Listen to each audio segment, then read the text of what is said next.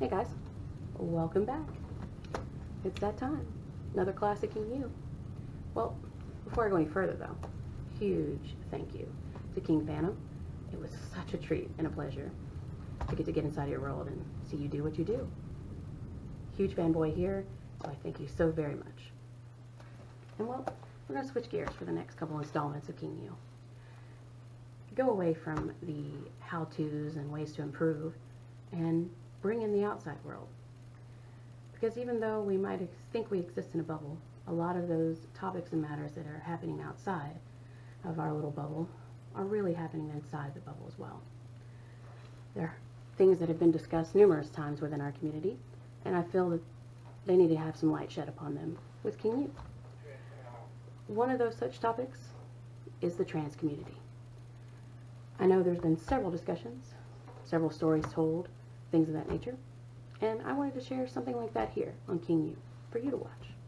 So I found a king who's going to share his story of being trans and also being a drag king, and share to you what that's meant to him, and the struggles, the positives, the negatives, and the triumphs.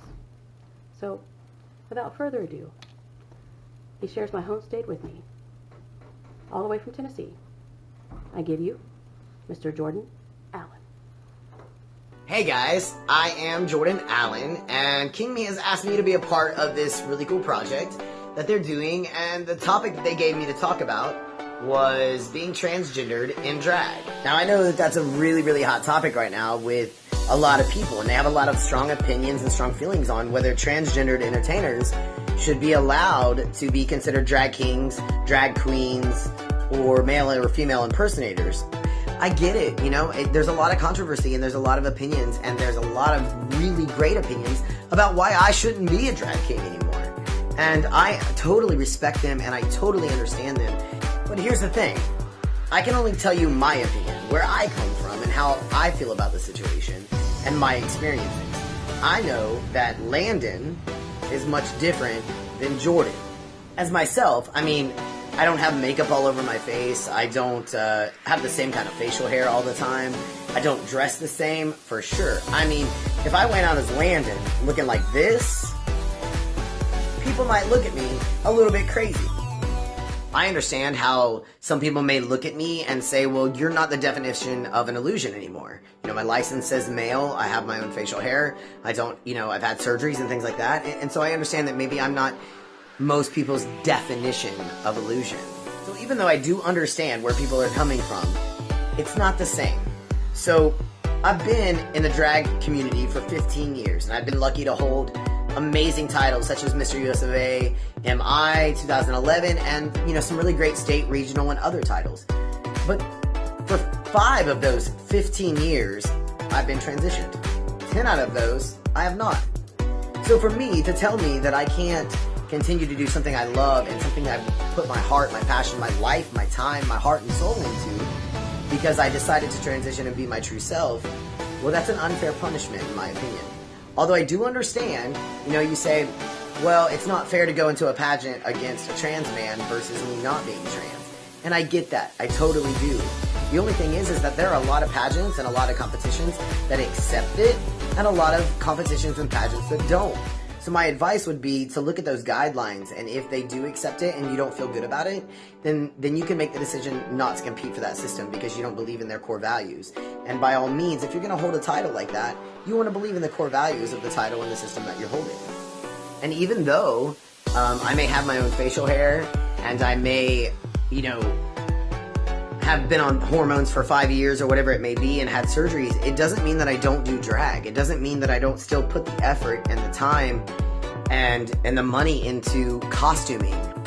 It doesn't mean that I don't put the time and the effort into facial hair. Just because I have my own facial hair doesn't mean that I'm not going to do a different look and that I'm not going to push myself to still be doing the art form of drag.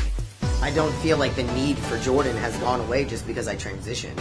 Because the need for Jordan was about entertaining the crowd and giving back to my community and really having a good time and going, you know, to those bars and touring the country like I have and being a voice for transgender people, being a voice for drag kings, being a voice for our community in general. And so the need for Jordan didn't go away just because I transitioned. And I feel like, I put a lot of years into that career. So to tell me that I can't do it just because I'm transgendered, it's kind of tough for me to understand that.